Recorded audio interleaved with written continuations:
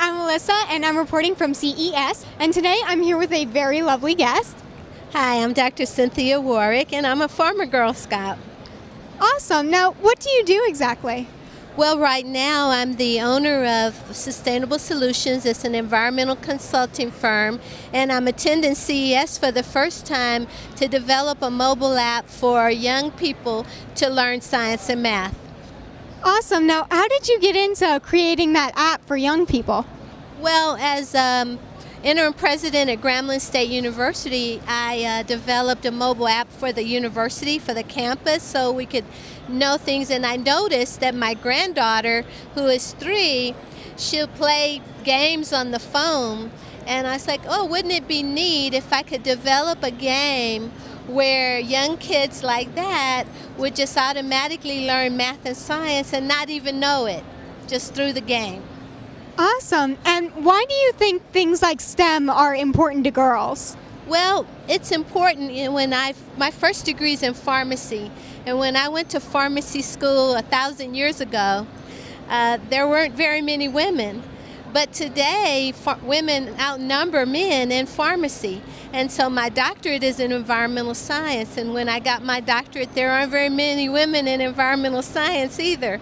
And so I think if we're 50% of the planet, we ought to have 50% of the brain power in STEM. And so we need to promote more and more women, and certainly the economic advantages, the flexibility in terms of scheduling, and to be a role model for our children.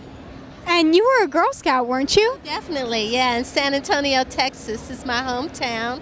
I was a Brownie and a Girl Scout. Awesome. And do you think that Girl Scouts helped you get into your career? Oh, definitely. I mean, I think Girl Scouts exposes you to the world and to all different kinds of possibilities. It gives you, like you today, interviewing me, opportunities to express yourself and learn and practice and achieve. And that's just so important for young women. And what is your advice for girls that want to get into STEM careers today? What I would say is try to find out about as many different things in science and technology, engineering, and math. I say that because when I first went to pharmacy school, I didn't want to be a doctor because I didn't want to touch sick people. So I felt as a pharmacist, I didn't have to touch anyone. But it wasn't until I had my own pharmacy that I met a female radiologist in the office down the hall in the medical building.